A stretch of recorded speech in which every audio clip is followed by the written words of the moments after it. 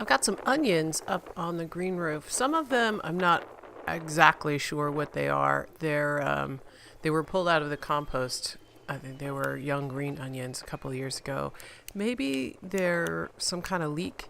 Anyway, those are the tall things up there. And then the little ones are onions that I planted from seed or from the seeds coming off of the big green things. We have a cold snap coming to Brooklyn, and it's supposed to get down into the single digits.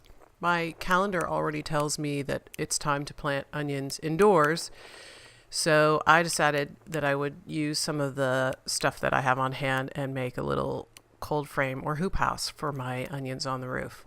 So I made a little hoop out of chicken wire and then put a big sheet of bubble wrap that I had over it. Wasn't quite big enough, so then I got some other packing bubble wrap type sheets and just stuffed them in the end and covered them up and taped them on with duct tape. Once I was done with the first part, I thought I should probably cover up these little onions over here, which I know I planted from seed. So I got a little more chicken wire, made a smaller hoop over those bits, and cut apart a clear plastic bag and stapled it on.